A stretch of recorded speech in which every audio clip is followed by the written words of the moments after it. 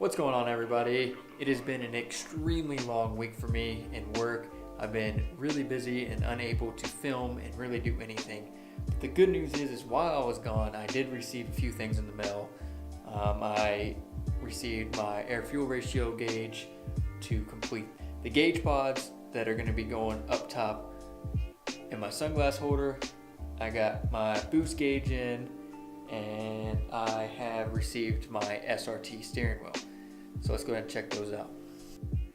All right, so as you can see, this is my makeshift parts shelf that I got going on. I got my SRT steering wheel right there. And that's kind of, so if you watched my last video, you saw the gauge pod. I'll go ahead and put a little icon up at the top that you can see.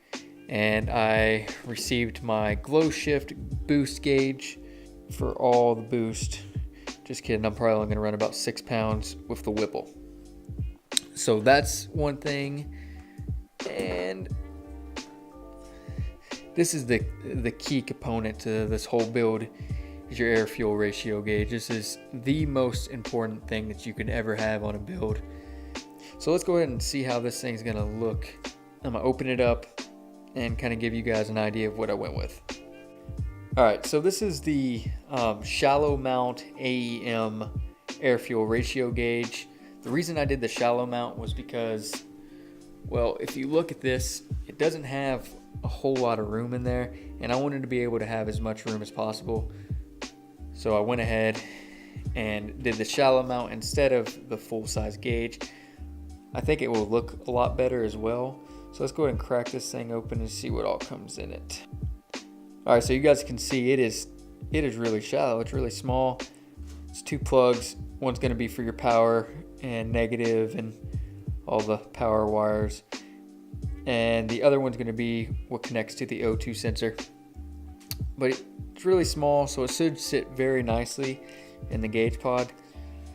So I'm pretty excited about that. Let's go ahead and crack this box open. Let's see what we got. We have your O2 cable. This is what will run from the gauge to the O2 sensor itself. Looks like you got, all your power wires, everything to give the gauge power. So that's pretty important. Got some connectors and a bung hole. Yep, bung holes right there. Looks like some rubber bands to kind of clean up the wires and whatnot. And you got your O2 sensor, which is probably the most important part. This is $163 on Amazon because they ship here to Germany, so which is about average price for the AFR gauge. This is actually their newest addition to their lineup. It's supposed to read a little bit better and get feedback quicker, which is always going to be nice, especially with the boosted application. You really don't want to go lean and possibly have some detonation going on. It's not going to be any good. All right, so now that I covered the AFR gauge, let's go ahead and go over the Glow Shift boost gauge. Seems pretty nice. I got the tinted lens. I think that'll look a lot better. That's just kind of my personal preference. Get everything out of the way. Open this sucker up and place it in the pod and see how it looks, or give you an idea of how it's gonna look. All right, so this is the boost gauge. You really can't see it because it does have the tinted lens. But what you can see is how much thicker this gauge is compared to the AEM shallow mount AFR gauge. I mean, look at this thing. It's probably more than half, you know. It's not bad. It should fit pretty nicely in there. I'm not gonna complain about that.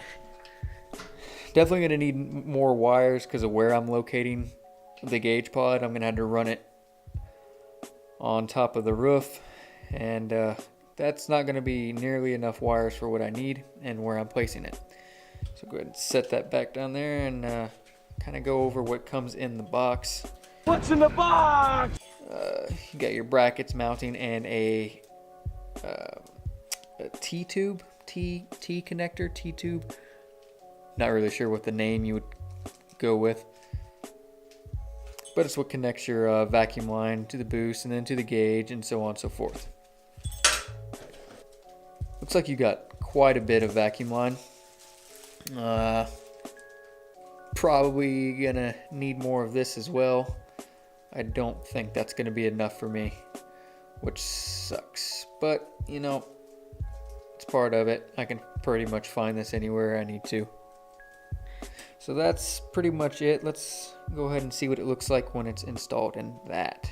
All right, so unfortunately it is not sitting flush in there because of this little lip right here. So I'm gonna use my Dremel and I'm gonna try to kind of smooth it out right here and get it to sit flush right there. I think if I can trim it up just a little bit, it should work just fine.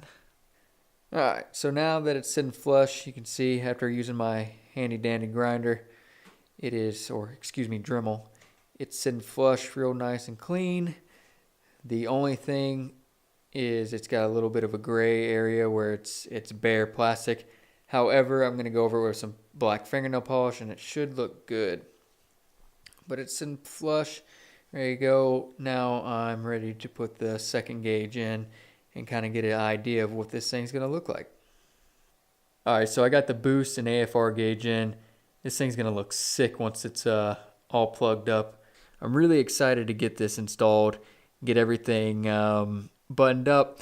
I still need to punch a hole in my exhaust for the bunghole, and once the bunghole is complete, I'll go ahead and actually start wiring everything and running wires and getting ready to actually install this to the sunglass holder. It should look really cool, really clean, and I am extremely excited about that.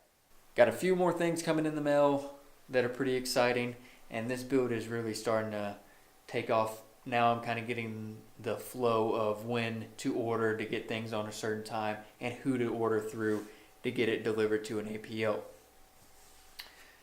So you guys saw the gauge pods, you saw the steering wheel, and you saw the goodies up here. And that is it for this video. I hope you have a great day. I'll check you in the next one.